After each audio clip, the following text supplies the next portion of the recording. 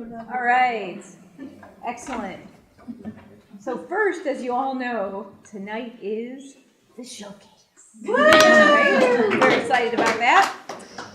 Okay, first, just reminders about tomorrow is sort of a compressed day, a lot of stuff going on.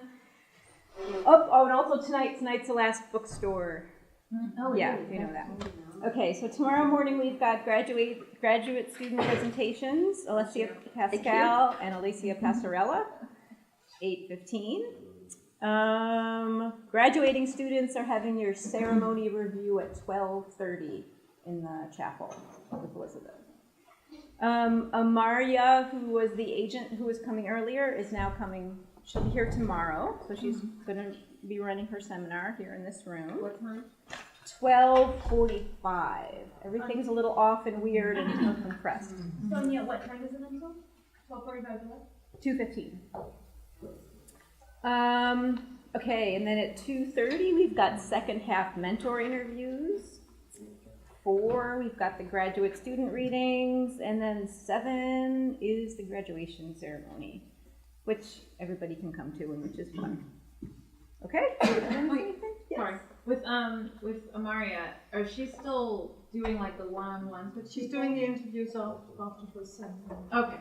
So if you all just go up to Wendel's house, the 5 of you who were selected, just go to Wendel's house and then you can speak to her there. Okay. I feel like I'm forgetting something, but I guess not. Sonia, No, there's it's one not. other thing. Yeah. All screenplay students at the beginning of the mentor interview should stop by where Jennifer's going to be. She should be in St. Michael's B, here. Okay, yeah. Yeah.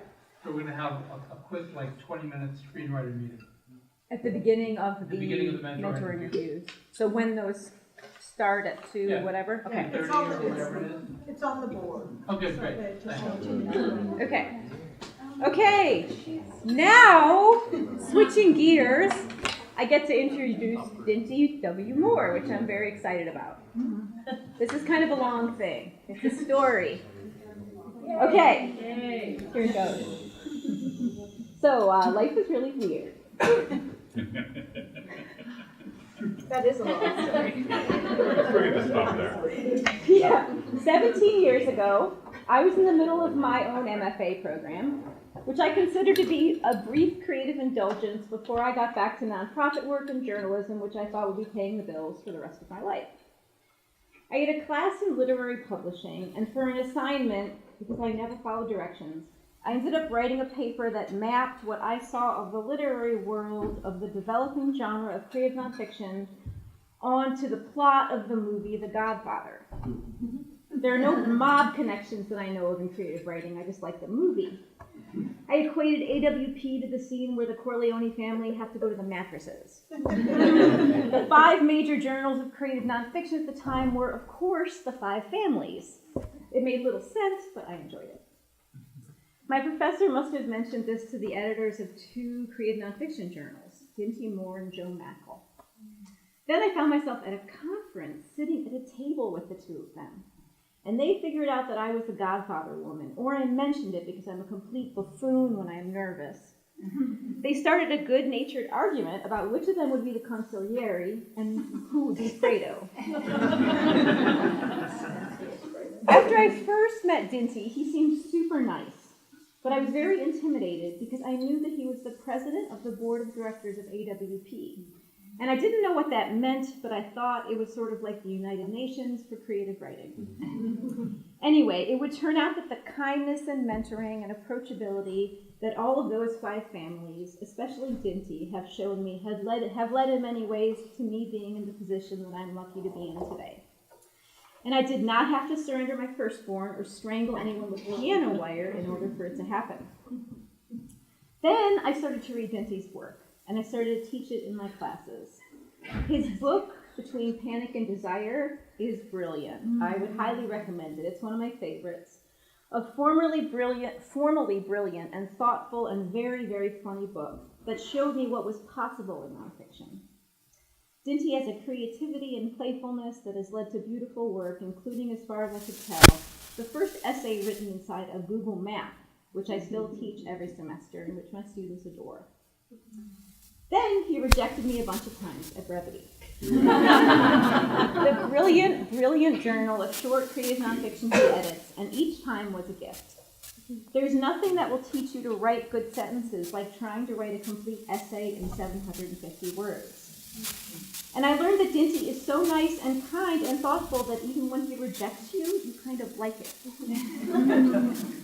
Dinty is the author of a bajillion books, including Between Panic and Desire, The Accidental Buddhist, The Mindful Writer, Dear Mr. Essay Writer Guy, The Rose Medal Field Guide to Writing Flash Nonfiction, The Truth of the Matter, Crafting the Personal Essay, and his work has been published all over the place. He's edited a bunch of collections, and he teaches in the PhD program at Ohio University.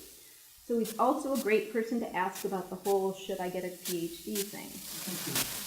Dinty's own writing, much of which is about the writing process, and his editing and tireless work on brevity are all such labors of love and such a gift to the writing community. He goes out of his way to encourage writers to be dependable, to give people jobs, and let them shine. As a result of writing this, I began to think about how much I love the creative nonfiction community in general. We're a newer genre, and so I think we tend to be generous with each other and supportive. But then the more I thought about it, I realized that the tone of this community is set by people like Dinty, who really let people in and encourage. We're lucky to be around Dinty, and it makes me giddy with disbelief that he's on our faculty and that you get to work on brevity. And now I'm thrilled to finally introduce him so you can hear his work.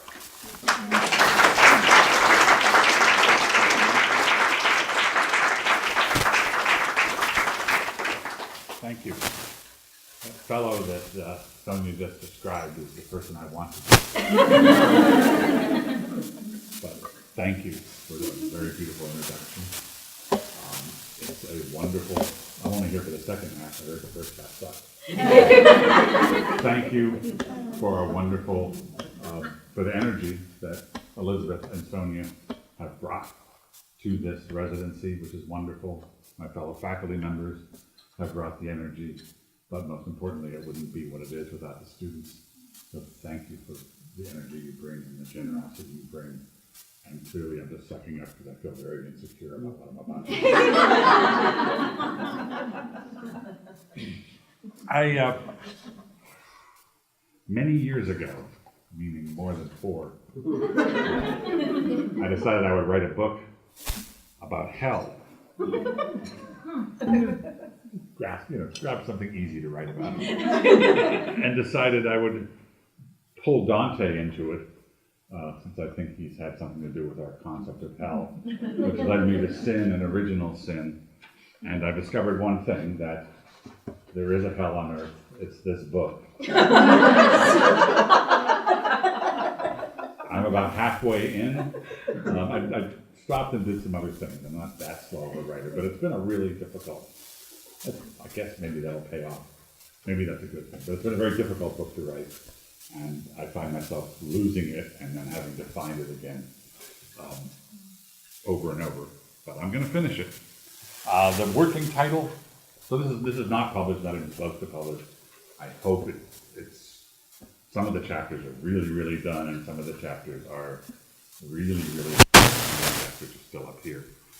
But I hope to finish it by the end of 2019. So what you're hearing is still raw. And I am not that sure about it. But it's a good place to fame everything I was taught to believe in. The working title is To Hell with All That, of sin, sex, self-loathing, and Dante's idiotic inferno. And I apologize.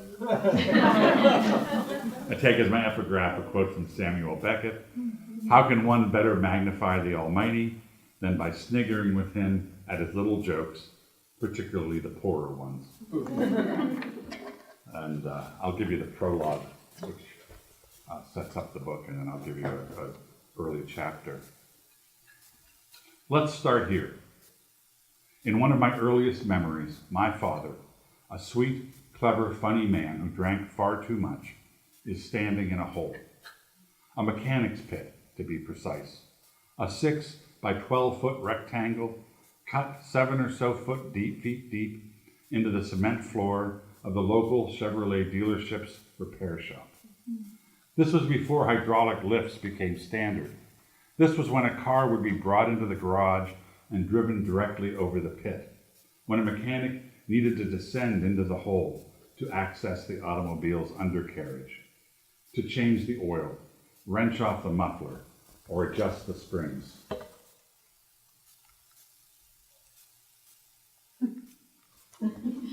My father, his friends called him Buddy, hunched over in his standard blue work shirt, was one of those mechanics, and he hated it. He hated standing in a hole all day, spattered with oil, grease, and grit. He hated the fumes, the smells, the constant gashes and cuts on his hands and fingers. He did what he did to support his family, and frankly, to support his drinking. And he did this for nearly half his life. Or maybe, if you'd prefer, we could start just a bit further back. Around 3000 BC,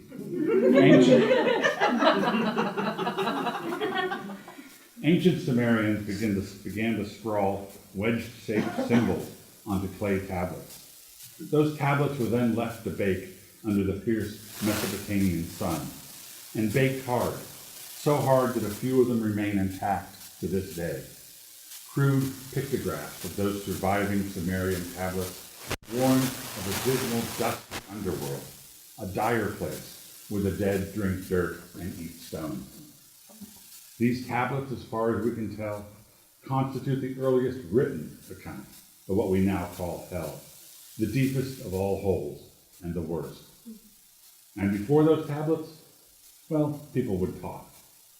The Sumerians, chiseling symbols into clay, were just passing along bleak forewarnings muttered in the shadows by an even earlier civilization, ancient tribes from what we now call Egypt or Ethiopia. And goodness knows who passed the disheartening news onto those distant people. The earliest humans, and before that, probably a few cheerless, guilt-ridden apes.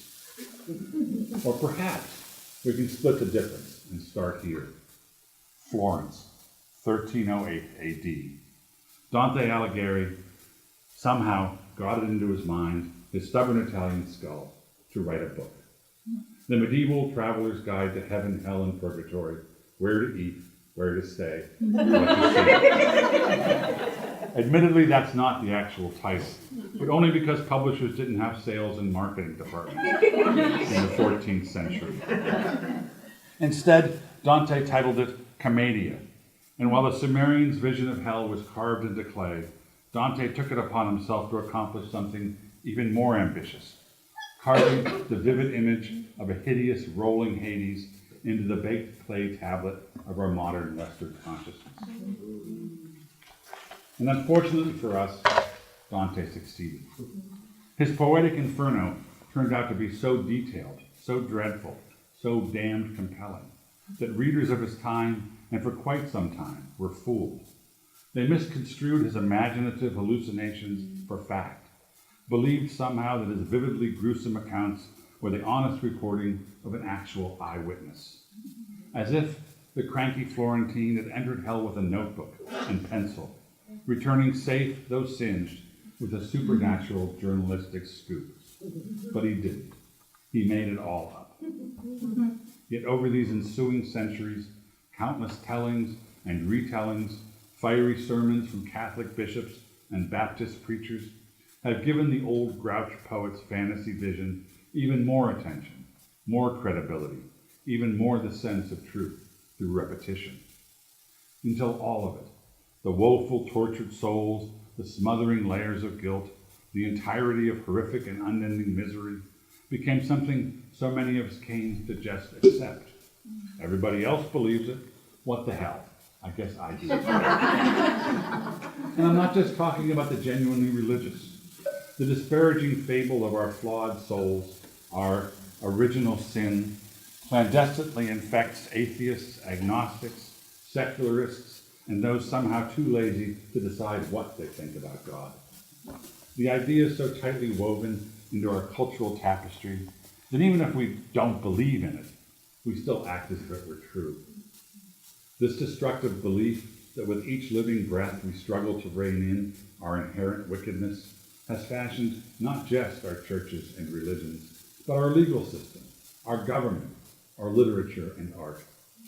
Yet all of that, and far too much of what it means to be human, yes, all of that, and far too much of what it means to be human, of how we experience our limited and precious time here on earth. Or as Carl Jung once said, Christianity is our world, our whole science. Everything that passes through our head has inevitably gone through this history. It lives in us and has left its stamp upon us. But why? Why still? Mankind has long since let go of the notion that the earth is flat, that black cats are witches, that the moon is made of cheese. We understand why the sky cracks with thunder occasionally, and what causes plagues of locusts or frogs. We no longer believe that little babies are delivered by storks. Yet, since the Sumerians carved clay, and who knows how much earlier, we have grasped the idea of fiery damnation tightly to our collective bosoms, chanting in enthusiastic unison, we want to be unhappy, we want to be unhappy, we want to be unhappy. Make it so. Well, bullshit. I'm not sure what the last line of my prologue I'm trying to do.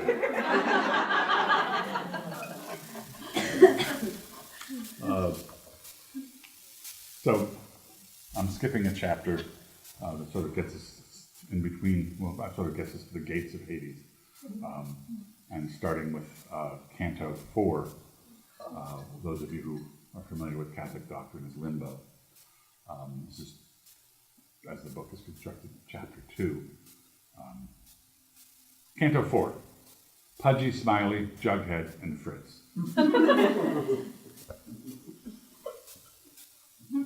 Thank you.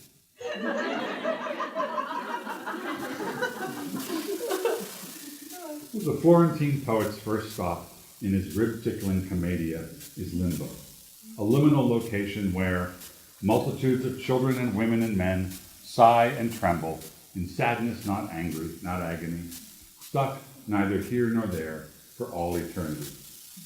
You won't find limbo anywhere in the Bible. This improbable opening to Dante's nine-circled hell exists because there came a time that medieval theologians needed to plug a cavernous hole in the logic of the religion they were eagerly trying to codify. And what they came up with was entirely improbable. To wit, because Adam and Eve liked fruit, they unknowingly ate from the tree of knowledge. This disappointed the Creator greatly. He hadn't seen it coming.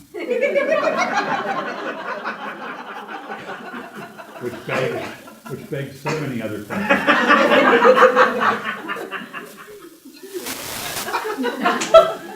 In his disappointment, God cast them out from Eden, and from the state of innocence.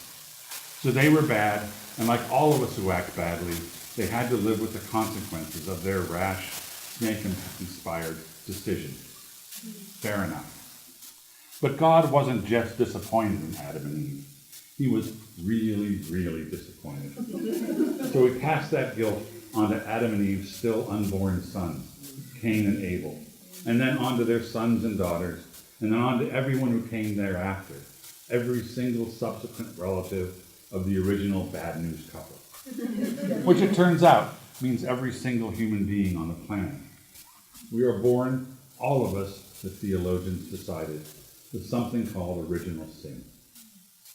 Dante relied heavily on the work of St. Augustine in shaping his version of limbo and the other hellish circles. An ardent early interpreter of Christianity's more esoteric wrinkles, Augustine championed the novel idea that because of original sin, even innocent newborns, if they kicked their tiny little buckets prior to being baptized, would die in an essentially sinful state, and thus could not plausibly go to heaven. This is nonfiction. Some of you are looking at each other like, what? This is theology. Yeah.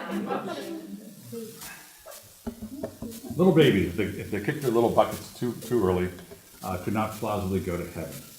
And it wasn't just babies. By the logic of original sin, anyone who failed to be baptized could not enter heaven, even those good people who had led spotless, exemplary lives. Augustine, understand, was a great and devout man, a spiritual genius, and honestly, a bit of a wackadoodle. Here is Augustine in his own words. Myself, when I was deliberating upon serving the Lord my God, now, as I had long purposed, it was I who willed, I who nilled, I myself, I neither willed entirely nor nilled entirely. Therefore was I at strife with myself, and rent asunder by myself. And this rent befell me against my will, and yet indicated not the presence of another mind, but the punishment of my own. Therefore it was no more that I wrought it, but sin that dwelt in me, the punishment of a sin more freely committed, in that I was son of Adam. If you believe in miracles, here's one. It is Augustine's writing that made him famous. I, however, find his prose to be a bit willy-nilly. So let me paraphrase. What Augustine, in essence, is telling us in the passage above is that he was filled with angst, and since the source of that angst was not clear to him, see the later chapter on lust, this dis-ease must have been there since birth, the seed of Adam's sin, embedded in us all. We are, in fact, born sinners, little babies, wide-eyed and grasping, lousy with wickedness. That's Augustine's uplifting message. All of this is problematic enough to anyone willing to mull it over for 15 seconds or so. Yet Augustine's revelations raised an even bigger problem. Where do we send the little bawling infants if they die before baptism can cleanse their sin? And what about all those basically well-behaved pagans living in distant but non-Christian lands? And for that matter, all of those born before Jesus came along, saved us, and hung a now open for business sign on heaven's gate. That latter group, you see, includes everyone in the Old Testament. Do we send them straight to hell just because they lack a proper sacramental rinsing? Even to a medieval peasant, one who likely witnessed cruelty and injustice every day of his miserable serfdom. The idea of banishing blameless souls and innocent babies to fiery damnation was hard to swallow. So limbo was invented, a place not horrible, just tediously neutral. My first religion teacher, Sister Mary Mark, put a more positive gloss on the idea. Dear children, she explained, please understand that limbo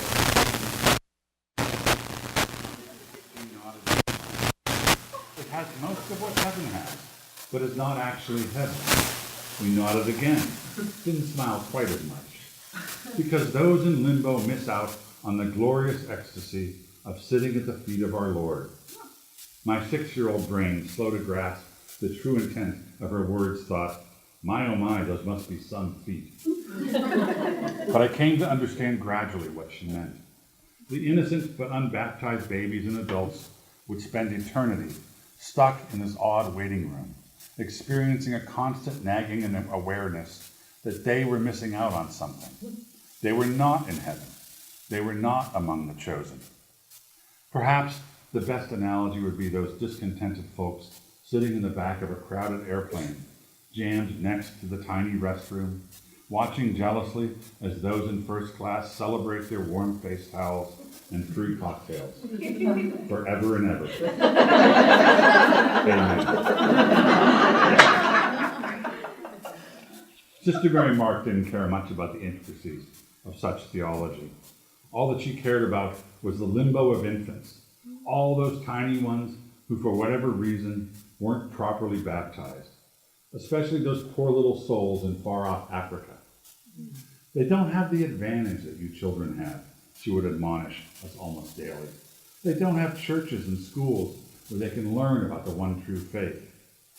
So, to help these unfortunates, we, along with every other classroom at St. Andrews and every other classroom of every Catholic school spread across our ethnic Catholic city, and as I later learned, tens of thousands of Catholic school children all across the United States, collected nickels and dimes to ransom the godless pipes.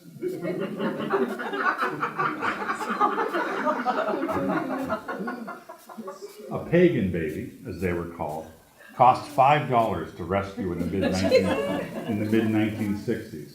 And each year there was a contest to see which classroom in our school could save the most little pagans. For every $5 in sacrificed milk money we came up with as a class, for every $5 of milk money we came up with as a class, we earned a certificate which was pinned to the bulletin board at the front of the room, and also these additional benefits. 1, the knowledge that we had liberated a blameless little one from a diminished eternity. And 2, we got to give the kid a name. Needless to say, the second benefit appealed to us the most. I should point out here that my theological skepticism formed early, probably on the first day of religion class, when Sister Mary Mark began introducing us to the whole concept of sin and the variations between venial sin, bad stuff and you should feel lousy but no big deal, and mortal sin. If you die before you go to confession, you sure as hell better be wearing fireproof pants. My earliest memory of religious instruction is raising my chubby little arm in the air to ask earnestly about the sin of stealing. But sister, I implored, in what was undoubtedly an annoyingly squeaky voice, let's say a mother steals a loaf of bread because her children are hungry. Is that a sin? Yes, Dinty, that's a sin. Sister Mary Mark. Yes, Dinty, that's a sin. Sister Mary Mark wore black from head to toe and a stiff white bandeau under her veil that squeezed the skin of her forehead, giving her a sort of fleshy pink halo. She was quite impressive. But say the kids aren't just hungry, they are really, really hungry, I insisted. And the mom has no money at all. Though I had barely stolen as much as an oatmeal cookie in my life at that point, I was already seeking out the loopholes. Well, God would probably take that into account, Sister Mary Mark answered. But it is still a sin. Let's say they haven't eaten in 3 days. They are starving. Dinty, please, that's enough. Trust that God knows what he is doing. I loved arguing the finer points of religion almost as much as I loved making my first grade classmates snicker. The latter appealed to me primarily because this freckled girl named Cheryl Gerbrock, sitting right behind me, had the best giggle in the world. So when it came to naming the few pagan babies we managed to save with our chipped-in nickels, I went for the goofball answer, suggesting Periwinkle, and then Steamboat Willie, trying my best to cover either gender. The class was driven immediately into a pitched frenzy by this door of stupidity I had pried open. And the gaggle of other kids quickly jumped through and started shouting names as well. Pudgy, Smiley, Jughead, Fritz. Children, please, it has to be a saint's name, the nun shouted, stomping one of her thick shoes, waving her black-sleeved arms in what I think was meant to be a sit-down and shut-up gesture. Children, you must take this all very, very seriously. And we did, for about 30 seconds, until someone in the very back said, Pinocchio. Maybe we were just foolish children, but perhaps, too, we had the wisdom of the innocent. Our daily religion class, the exhausting preparation for our first communions, the weekly confessions, and nearly every sermon droned from the pulpit on those interminable Sunday mornings, endeavored to fix firmly in our blossoming brains the notion that we were very bad inside, sinful, immoral, capable of horrible acts, and that conveniently the church, only the church, could save us from ourselves. But somehow we knew better. We didn't feel wicked. We felt giddy with our youth, our expanding knowledge, with the world opening up before us, with the power of language, and yes, with the beauty of a good joke. Laughing felt good. Being told we were sinful ingrates, well, not so much. It was never properly explained, by the way, exactly how our milk money was used to save the pagan children. One theory we had was that a phantom baptizer would be paid $5 American to sneak during the pitch dark of night into a remote grass hut. Understand that our knowledge of Africa at that age was solely informed by Tarzan movies, and quickly anoint the unbaptized newborns before anyone woke up. Or we thought, maybe the parents would bribe. Here's $5, Mr. and Mrs. Pagan. Just give me 10 minutes alone with the kid. I'll say a few prayers and I'll be on my way. Or did the money go to the kids themselves? Secretly, that would have been our hope, though it was an open question as to whether Africa even had candy stores. And now briefly, a little bit more. Anybody here raised Catholic? So there's a thing called there's a thing called the thing called the Baltimore Catechism, which is where I learned the truth of theology. So I'm playing with that a little bit in between some of the chapters. Beginning Catechism for a Baffled Child, based more or less on the new St. Joseph Baltimore Catechism. Lesson 1. The purpose of man's existence. Question. Who made the world? Answer. God made the world. Feel free to play along. Question. Who is God? Answer. Had I written the new St. Joseph Baltimore Catechism, I might have chosen to start the kids off with something a good bit easier than who is God. Instead, I would have focused on some of God's more agreeable creations. Maybe something like this. Who made the world? God made the world. And after he made the world, God also made zebras and little ponies. Kids like zebras and ponies. And most youngsters would be positively impressed by a higher power that chose to bring such alluring beings into existence. The question, who is God, on the other hand, leads quickly to various unfathomable concepts. But Sister Mary Mark followed the catechism page by page, and thus found herself struggling on the opening day of first grade religion class to explain this divinely complex metaphysical conundrum to a room of squirming 6-year-olds. God is the supreme being, she recited, infinitely perfect, who made us, who made all things, and keeps them in existence.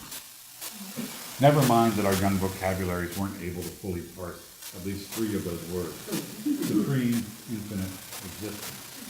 The larger problem was that most of us couldn't breathe. So intimidated were we by the stern black-robed woman hastening the aisles with a big wooden pointer, laying down the new rules of life. Sit up straight, no gum, no talking, uncross your legs. If you need to go to the bathroom, wait until recess, and if you can't wait, raise your hand, and eventually I will acknowledge you. The fact that she claimed to have inside information on the existence of God did not serve to put us at ease. Question. What is man? Answer. Man, Sister Mary Mark told us, is a creature composed of body and soul and made to the image and likeness of God. Really? One of us asked. So we are like God then? And so he must kind of be like us, sort of? Before Sister Mary Mark could frame her response, the room exploded with a volley of hopeful questions. Does God have 2 legs? Why? Can't he just fly everywhere? Does he have a mouth? How many teeth does he have? He's God, right? So he must have thousands of teeth. Golden teeth. Does he have a nose? Does God ever get the sniffles? What does he use for tissues? The clouds? It might have been me that asked the sniffle question. Sister Mary Mark was not pleased. Question. Why did God make you? Answer. God made you to know him, to love him, and to serve him in this world, and to be happy with him forever in the next. Question. How shall we know the things which we are to believe? Answer. We shall know the things which we are to believe from the Catholic Church, through which God speaks to us. Question. At what age does a child begin to understand the concept of circular reasoning? Answer. Probably at about 6 years old. Lesson 2. God and his perfections. Question, what is God? Answer, God is a spirit infinitely perfect. Question, had God a beginning? Answer, God had no beginning. He always was and he always will be. Question, where is God? God is everywhere. God sees us and watches over us. God knows all things, even our most secret thoughts, words, and actions. Question, how did that first grade religion class at St. Andrew's Catholic Elementary, Erie, Pennsylvania, react to this news? Answer, we were, to say the least, totally sick. Try to imagine yourself at that age, away from home all day, maybe for the first time, left in the care of a woman wrapped head to toe in thick black cloth, only your pink face, showing the weak pillow, the stiff, starch, linen ankle, stuck for hours in a desk, which felt more like a punitive, passive restraint device than a chair, and you suddenly learn that God has seen everything you've ever done, heard every lie you've ever told, and yet has even listened in on every stinking thought. I am 6, you would be thinking, and already I am doomed. Within days we would learn that this is indeed exactly the case.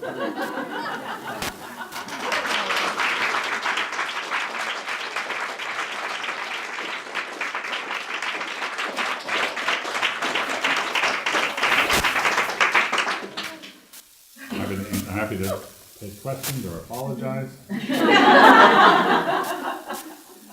Which book of St. Augustine's, Confessions. Yeah.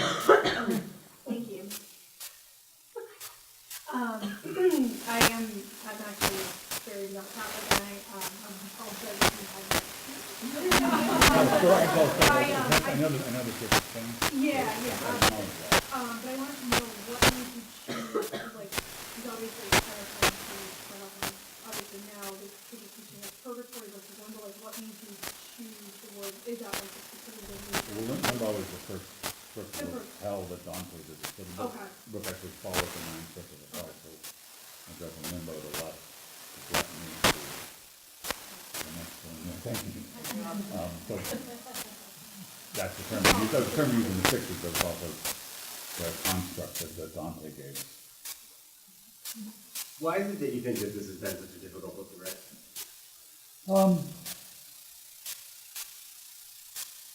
Good question. It's a big subject. I'm taking on a monolith. I'm not expecting to take it down, and like I said, I know the church has changed. I have a problem with all organized religions. Not that we don't know the Catholics are bad, and all the other religions are doing a really great job. It's something about when man gets his hand in it, greed and power take over. But I think it's, well, first of all, I have to, not that I'm a Dante scholar, I don't know if Darren's willing to agree I'm not a Dante scholar, not that I'm a Dante, but I had to familiarize myself with a lot of things that I didn't learn in Catholic school, and I'm trying to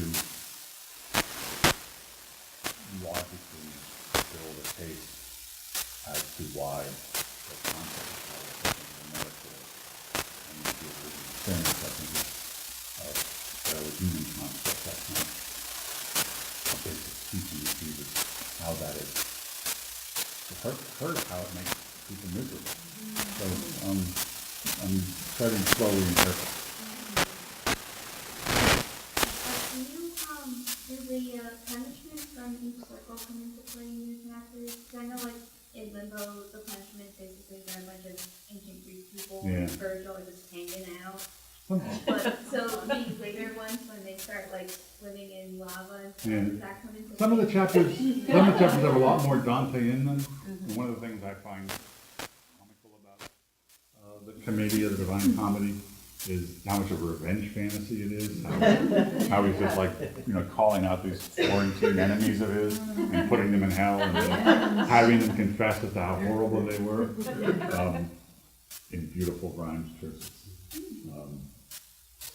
Not churches, whatever. Serena. What was the question? Oh, so some of the later chapters have a lot more Dante in them. Some of them don't. I'll just throw this out here.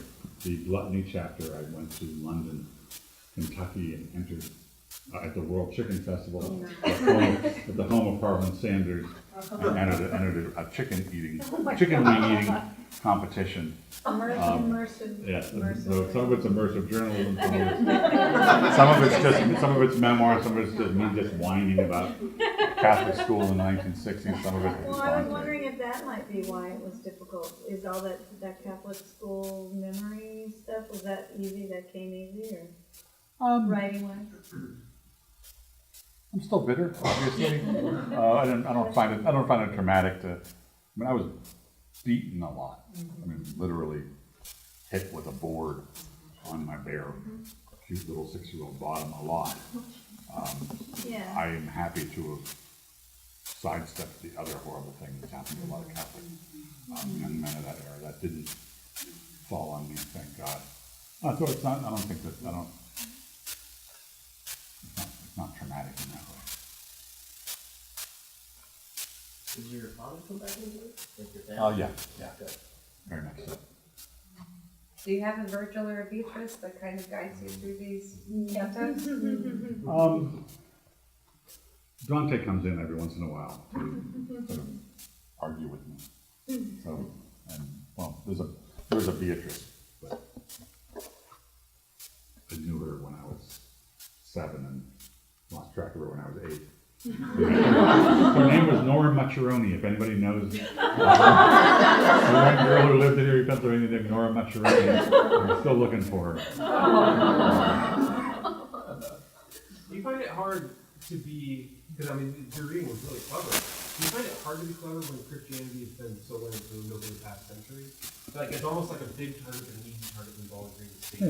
Yeah, and You have to make it personal. certainly Catholic school jokes have been done over and over and over. I worry about that. Yeah. And you were a wonderful audience. You laughed. All of my writing career, I worried like, am I too glib?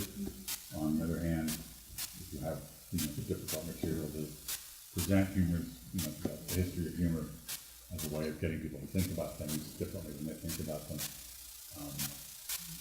So the difficult, yeah. I mean, I'm not the first person to talk about religion. I'm not the first person to certainly talk about Catholicism or Catholic school. But I'm trying to plot some fresh ground. How does this impact you now outside, you're far removed at this point from this education? Besides writing about it, do you find that there's any other way that impacts your life currently? How honest of an answer do you want? Like 50%. I get into this a lot in the book. The you are bad, you have original sin. You are evil. I think impacts me still. I'm not going to go too deeply into this.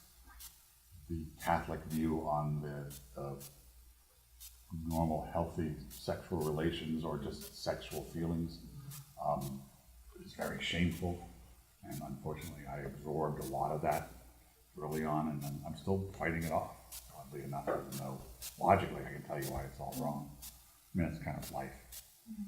Family will do that too. You learn these lessons, and then at 20 you reject them, and then at 30 you realize, why you reject them, and then at 40 you say, God, but they're still there. And so a lot of that residue is still the teachings that I thought were not the teachings of Jesus, but the teachings of those who organized the religion for reasons other than pure spirituality. I think that the residue of a lot of those still sends me to the therapist and makes me sit in a chair and feel bad about myself.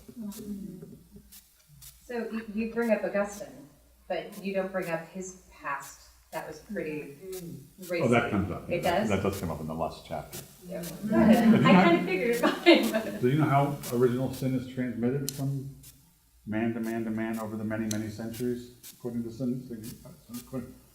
Augustine? Anybody? Semen. That's how Augustine decided. And he's the first one to come up with that. That's again not He in did the a lot of Bible. transmitting. I mean, I love the confessions. I do. I love the take and read, and you minister yourself or the rest of all of it. But that it's a part. He's coming from a place where he's like, I've seen this. Mm-hmm. So. Yeah, I mean, Dante was all torn around about his unclean thoughts, and Augustine was all torn around about his unclean thoughts, and they decided it's not me, it's all of us. So has this book been cathartic for you? Right now it is. I'm having a good time talking about it. Visit me at my desk on any given Wednesday or Thursday, and I'm like, but I think it will be, especially if I can finish it. Some of the chapters are more fun than others. Anyway, Is this kind of a general, like memoir, like you said, or are you like kind of targeted a specific audience? Are you trying to target a specific audience, or is this like kind of a general memoir? Generally inquisitive readers who like to be entertained as they also think about things in different ways. Which I hope I reach some of them. One question I had, or one observation, is you're taking the concept of self, if you're looking at it through Catholicism and Dante. What about how other cultures like? Yeah, I know. I mean, I don't do much with that. I mean, I've looked into, first of all, Protestants look at hell somewhat differently. Protestants, between the various Protestant denominations, have different views of hell. Jews, Church of the Latter-day Saints, it's not a universal thing, obviously, and then you get into other cultures outside of Jews. That would just be too big. I mean, too big of a book. I decided I'm going to go with Dante, and I'm going to go with my Catholic education, and I'm going to go with the story of my father, and other sort of more personal stories, and see what I can make out of that. But you're right. It's not everyone's experience. But I also agree with Jung and others who've said that, at least in the Christian countries, Europe and America, the predominantly Christian countries, I'm sorry, that apply more entirely Christian. The countries that have been dominated by Christianity over the last 10 centuries or so, even if you're not Christian or Catholic, our legal system is based on organized religion, Christian teaching, not the teachings of Jesus. Many of our societal norms are based on Christian teachings. So, if you're a Jew or a Mormon or an atheist growing up, in America, you're still being touched by that. I mean, I know you're thinking about Buddhism. Can you speak to how that informs this book? Since it's so very different religion, very different approach to what is human nature, et cetera, et cetera. So, it informs this book in that Buddhism has changed my view of things. But I don't, so far the word Buddhism, Buddha, or Zen doesn't show up anywhere in this book. This book is being channeled through me, it's my point of view. So the things that I've accumulated over the years, my Catholic education, which was rough, other things are part of the book, but I don't directly acknowledge it or pull that in. I'm sure it's not just Buddhism too, I mean, there's many other influences that you're sticking strictly to the source. So I went, as I was working on The Accidental Buddhist, the book I wrote many years ago about Buddhism in America, the question I was asking is why. Buddhism has been kind of around in New York and San Francisco for most of the previous century, but in the 1990s it suddenly there were Buddhist temples opening in Iowa and Buddhist retreat centers and Tibetan centers opening up in West Virginia and Iowa and what I would call Middle America. And people were teaching mindfulness to school children as a way to deal with text anxiety, and cops were learning meditation for a way to deal with the pressure. The question I was asking is why, in the late 1990s, when America was like, go faster, more technology, we need beepers. Why was this? Buddhism isn't really a religion in my mind; it's a philosophy. But why does this ancient, rather arcane, Asian-based philosophy, why is it gaining such a foothold in America? So I went around and visited all these various places. And one of the people I interviewed was Father Robert Kennedy, a Jesuit priest in Newark, who was also a Zen teacher. He had taken the vows and taught in a Zen-do. And I talked to him, and I was interviewing him. He was a rather amazing, compassionate man. And before I knew it, not formally, but in a way informally, he was hearing my confession. So they turned the interview around. He's asking me these questions before long. I'm telling him my story, and I think I'll end on this. And I said, you know, Father, I don't believe this anymore. Catholic school was rough. We had Sisters of St. Joseph in the early 1960s. There was a lot of capital punishment and a lot of anger and shaming. He said, Dinty, he said, you're right. He said, and I'm not quoting him exactly, but I'm trying to get the gist of what he said. The church in those days was just coming out of a period of immigration, where the Italians and the Poles and the Germans and the Irish were all coming to America, and they were all having children, and we were opening all these Catholic schools, and there were all these children demanding to be educated, and we were throwing women into the classroom with no training whatsoever, with no support. He had me like crying for these nuns who had beaten me up, and he taught me a pretty strong lesson on compassion. And I'll stop there. Thank you.